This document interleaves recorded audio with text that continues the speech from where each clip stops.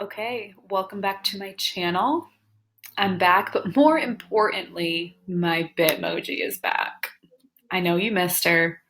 Here she is. All right. So today we are looking at word picture combinations. Get it? Word picture. Okay, we looked at some of these on Instagram and I talked more informally about them, but now we're going to get a little more technical. I'm going to use comics to actually show you what these are, and I'm also going to use some of the examples I already showed you to kind of connect it back to what we looked at there. Okay, so word picture combinations. You don't need to take notes. These will be available for you on Google Classroom, this PowerPoint, so that you can refer back to them. All right, so our first example here, this is word specific. This is when the meaning is found in the words. So the pictures are there and they illustrate, but the meaning is found specifically in the words. This is like a lot of picture books that you read when you were younger. The meaning is found in the words. That's the main bulk of the meaning of the text of what they're trying to tell you. And the picture's there and it just kind of helps you visualize it, but it doesn't add a lot. Okay. So Judy gave me her keys and smiled. Cool. You find out what Judy looks like.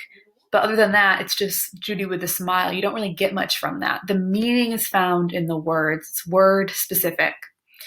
This one, the United States Constitution was adopted by the Second Continental Congress in 1787 and put into effect in 1789. And then you have someone using the quill pen to sign it. Again, you don't really get much. It's just a cool illustration. The meaning is found in the words. Okay? This is like this example that I showed you in class, right? Word specific. The picture doesn't add much. You get to see what they look like. You get to see that they're watching from an iPad, but the meaning is found in the words here about how they were surprised with a standing ovation and they got season tickets and all of that. The story is found in the words and the picture is just there to illustrate. So that's word specific. Picture specific is the opposite. The meaning is found in the picture, and the words kind of add a soundtrack. It's usually just someone quick saying something. It could be a sound, but you see what's happening in the pictures. You don't need the words. All right. So words do little more than add a soundtrack to a visually told sequence. So here, you know he did it. You know he got a strike because you see the ball and then you see the pins getting knocked over. So the he did it just kind of adds something to it.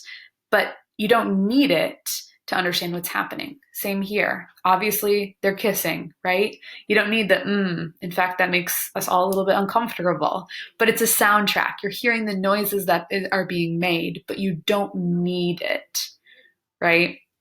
You don't need the soundtrack. So if you think about in a movie, like a movie soundtrack, right?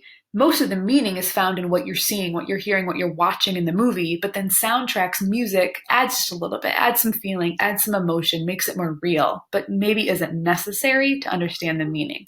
So that's picture specific. It's like this one. So this is a new one that I found, or I didn't show this to you last time, but this is a picture of Taylor Swift and she's, wearing like a men's type shirt. And then she has a lyric from her songs. Okay. When you're pretty sure that if you were a man, you'd be the man. And you don't necessarily need that. She's adding a soundtrack. She's adding a lyric from her song to emphasize. But most of the meaning is found here in the picture based on what she's wearing, based on how she's standing. And if you already knew this song, then you really wouldn't need the lyrics. Okay, so the lyrics add a soundtrack, but the meaning is found in the picture. That is picture specific. All right, type 3 is duo specific. Okay, so we have word specific, picture specific, duo specific. Duo means two. So this is when the pictures and the words say the same thing. All right. Either one isn't really adding to each other. It's the exact same thing. So grim-faced George lifted his lollipop, okay? So George, make a grim face and lift your lollipop or lift your sucker, right? Haha, get it, George? So here you see he's grim-faced and you see he's lifting his lollipop, right? So we find out his name is George, but they're essentially saying the exact same thing. If you didn't have the words, you'd say, okay, this grim-faced guy is lifting his lollipop. If you didn't have the picture, you'd be envisioning that. Nothing really gets added. They're saying the exact same thing. I feel so sad, thought Amy. Again, clearly she's sad. She's crying. So you find out what she looks like, but without the words, you'd say, okay, she's sad, she's crying. With the words, you see that. Without the picture and just the words, you see, okay, this girl's probably sad, she's probably crying. So neither one holds both of the meaning. They both have the same meaning. Okay, and it just kind of helps you. The visual helps us. So I don't have a specific example for that one from Instagram because it's not super common. But if you were to, post a picture with a birthday balloon and then you were to say, today is my birthday, that would be duo specific, okay? Because clearly it's your birthday if you're holding the balloon, and then neither one adds to the other one, okay? All right, additive. Additive is where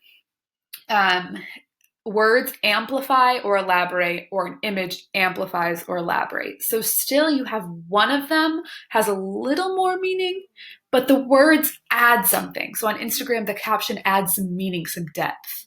Or you just have a brief word and the picture really adds some meaning and some depth, okay? So this guy says, my head feels like a smashed pumpkin, okay? So here we have the picture. Clearly, he doesn't feel great, right? He's going like this. And the words amplify. The words add that his head feels like a smashed pumpkin. If the words here just said, my head hurts, that would be duo specific. That would be this version because they're saying the exact same thing. Clearly his head hurts and he's saying that.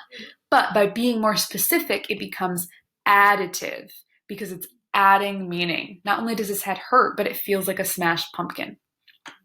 Okay. How do you like my new threads, babe? Okay.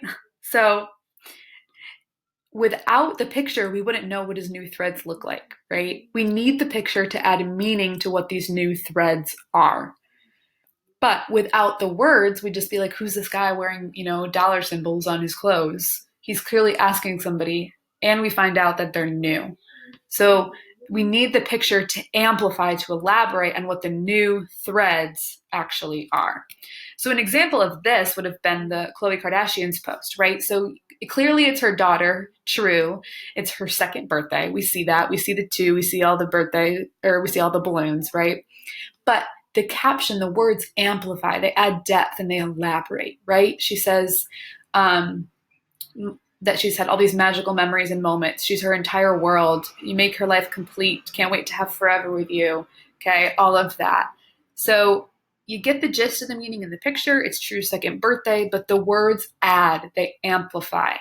All right, so that is additive. Next, we have parallel. This is when you have words and pictures that don't seem to relate at all. I said yesterday they follow different courses. They don't intersect, just like parallel lines, right? So I'm looking out at the road, you're driving, you have the lines, they don't intersect, right? Parallel. Different courses. They're not creating meaning together. So you have this kid holding a soccer ball and it says pepper cereal. What? Milk, butter, light bulbs. What? Okay. You have these scenes where the pictures and the words don't seem to interact at all. And that was this example of Cole Sprouse that I gave to you. You have the clouds, and then it just says, again, it seems like the words and the pictures don't interact to create meaning. They're following parallel courses of meaning, and we don't understand how they work together. Next is montage. This is when you have the words that are treated as parts of the picture. So here we have happy, and the face is an A, okay? Or maybe it's happy, but I'm pretty sure it's happy because he's smiling. All right, here you have an outline of a human created by words. Here you have someone who's getting, stressed out by cash flow, bottom line, annual report, okay? Probably some sort of accountant or someone who deals with money and is getting stressed out by all those things. So the words are part of the picture. They are in it. You don't have a picture and then words. They aren't in separate thought bubbles or speech bubbles. They are integrated into the picture. They are one. And that was this example here. This is a very clean example. Okay, but a lot of movie posters are like this. You have pictures and words together, and the words become a part of the picture. This one isn't the best example, actually, because words are not really a part of the picture or a part of the title. But anytime you see like there are some businesses, right, where it's like you have like Target has Target and they have the symbol, or I can't think of any other right now, but sometimes restaurants will have like part of the food they sell as a part of their name. That's montage when you combine pictures and words together. All right, and then we have interdependent. This is when the picture has half the meaning and the word has half the meaning. So picture specific was almost all the meaning in the picture. Word specific was almost all the meaning in the words. Duo specific was they both say the same thing. Additive was either the pictures elaborate or amplify, or the words elaborate or amplify. Interdependent is when they go hand in hand, that neither could convey alone. You really need both for the full picture. Okay, so this is all I need to stop him. Without the picture, what's this, right? This is all I need to stop him. How do we know what this is? But without the words, it's just a guy looking at his hand. Both are necessary for the full picture. Okay? I ask you, does this guy look like a CEO to you? Without the picture, what guy are you talking about? Without the words, it's just a guy that looks like he smells and maybe is a little bit grungy and ragged a little bit, right? But we don't know what's going on here without the words. So you need both for full meaning. So that's like this one, okay? Without the words, it's a cat in this little thing. Cool, right? With the words, okay, this is Taylor Swift's cat, Meredith, quarantining, we should be like her. With just the words, who's Meredith? Is it a girl? Is it a cat? We don't know, right? So you need both to get the full effect, okay? Sorry, that was another example that I used to use where, yeah, what the heck is going on here, right? You need the words. So this is one where a picture's not enough, you need words. But we'll go back to this, all right? So this is interdependent. Probably the most common one, I would say, a lot of times, where you need both to create meaning, but not always.